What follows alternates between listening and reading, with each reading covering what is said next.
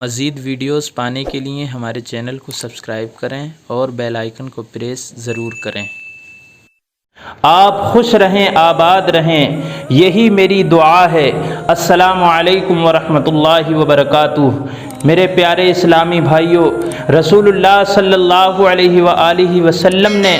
جن چیزوں سے پناہ مانگی ہے وہ چیزیں آپ کے سامنے پیش کرنا چاہتا ہوں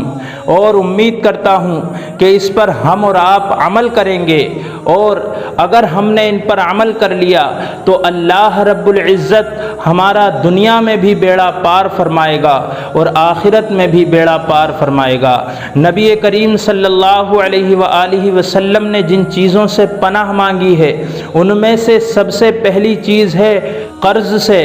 بے بسی سے، برے دوست سے، جہنم کے عذاب سے، قبر کے عذاب سے، برے خاتمے سے، بزدلی سے، کنجوسی سے، غم سے، مالداری کے شر سے، فقر کے شر سے، دوزخ کی آزمائش سے، زیادہ بڑھاپے سے، شیطان مردود سے، محتاجی کی آزمائش سے، زندگی اور موت کے فتنے سے، دجال کے فتنے سے، نعمت کے زائل ہونے سے، اللہ کی ناراضگی کے تمام کاموں سے، عافیت کے پلٹ جانے سے، ظلم کرنے اور ظلم ہونے سے، ذلت سے، اس علم سے جو فائدہ نہ دے، اس دعا سے جو سنی نہ جائے، اس نفس سے جو سیر نہ ہو، برے اخلاق سے،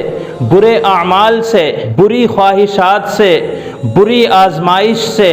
بری بیماریوں سے، سماعت کے شر سے، بصارت کے شر سے، برے دل سے، بری خواہش کے لاحق ہونے سے،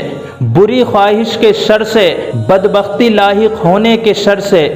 دشمن کی خوشی سے، اونچی جگہ کے گرنے سے، کسی چیز کے نیچے آنے سے، کسی چیز کے نیچے جانے سے، ڈوبنے سے، موت کے وقت شیطان کے بہکاوے سے، برے دن سے، بری رات سے،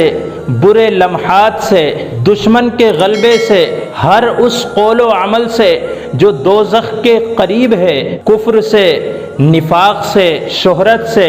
ریاکاری سے۔ محترم ناظرین، حضور سرور کائنات صلی اللہ علیہ وآلہ وسلم تو اللہ کے نبی ہیں، آپ کو تو شیطان بہکا نہیں سکتا تھا اور نہ ہی آپ کو دنیا کا خوف تھا، لیکن پھر اللہ کے رسول صلی اللہ علیہ وسلم نے ان چیزوں سے پناہ کیوں مانگی؟ تو اس کا مقصد صرف یہی ہے کہ اپنی امت کو درس دینا تھا، لہذا آپ نے اپنی امت کے لیے دعائیں مانگ کر یہ تعلیم دی کہ ان چیزوں سے پناہ مانگیں۔ اللہ رب العزت ہر برے کام سے ہماری حفاظت فرمائے، آمین۔ السلام علیکم ورحمۃ اللہ وبرکاتہ۔ دعاؤں میں ضرور یاد رکھیے گا۔